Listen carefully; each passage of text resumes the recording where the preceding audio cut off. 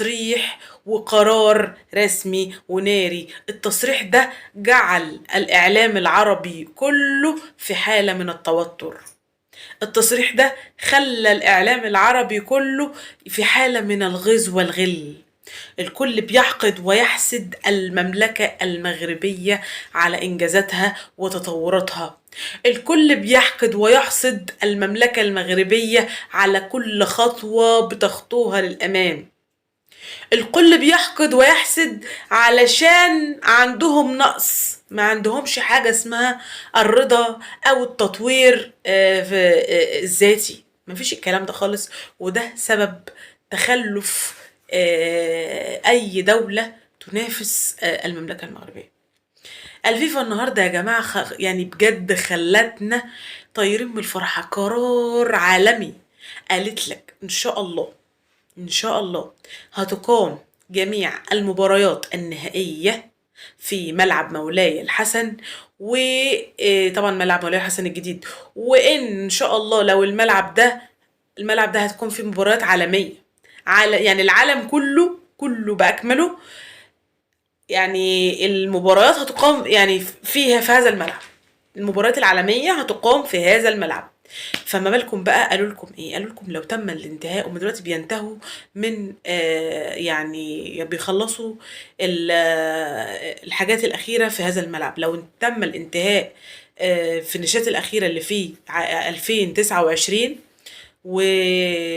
وخلاص الملعب بقى أصبح جاهز، ده قرار من الفيفا. وطبعا أثار جدل. الكل بيتساءل، اشمعنى المغرب اللي مميز؟ اشمعنى المغرب اللي على طول بيطور من نفسه؟ اشمعنى المغرب اللي على طول يعني في حالة تقدم؟ انا بقى عاوز ارد السؤال بسؤال، اشمعنى انتم شاغلين بالكم بالمغرب؟ اشمعنى المغرب بالذات انتم شاغلين بالكم ودماغكم بيه؟ فطبعا انا ارد رد صريح، علشان المغرب يعني متقدم. المغرب بيطور من نفسه، المغرب عارف هو بيعمل ايه.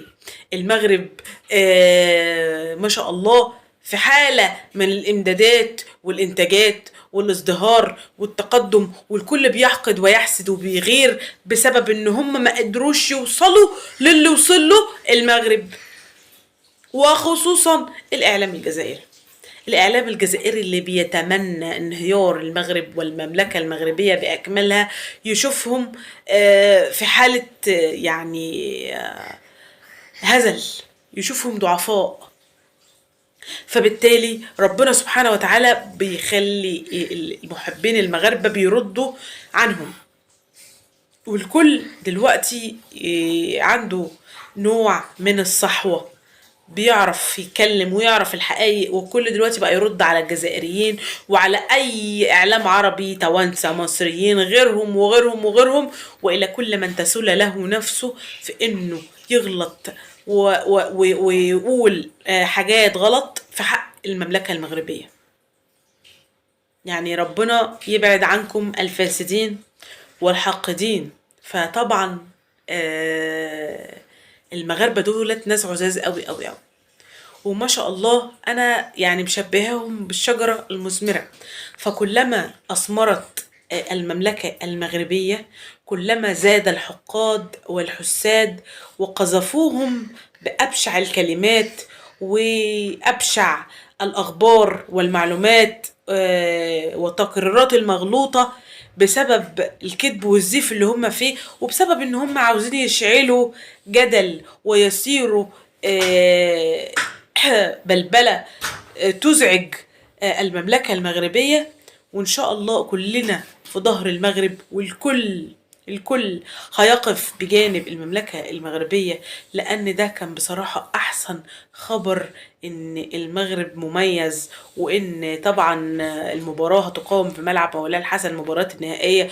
وده ما كانش خبر من فراغ يا جماعة، والله يعني اللي بيتكلم أحب أرد عليه، ده مش خبر من فراغ، ده بسبب إن ما شاء الله عندهم بنية تحتية رهيبة.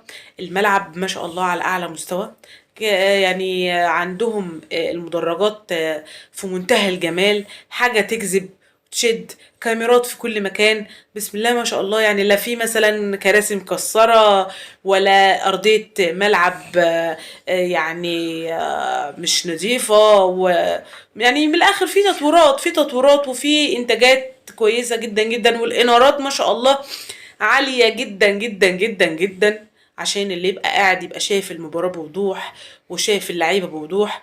وحاجة فخمة يا جماعة، حاجة فخمة فخمة فخمة، وحاجة مخليانا بنتشرف بهؤلاء المغاربة، وبنتشرف بخططهم العظيمة. وان طبعا ده في حد ذاته يعني حاجة الواحد المفروض يتعلمها منهم، والواحد ازاي يطور من نفسه، ما يشغلش نفسه بقى ان ازاي غير يطور من نفسه، انا اشغل نفسي بنفسي فقط. يا ريت الكل يتعلم ده، الكل يتعلم ان هو يشغل نفسه بنفسه فقط. وان شاء الله المملكة المغربية شرف لاي حد، واي مكان في المملكة المغربية شرف لنا جميعا. بالله عليكم اشتركوا في القناة، ما تنسوش تفعلوا اختكم زر الجرس، حطوا اللايك، فضل امرا، صلى على سيدنا النبي.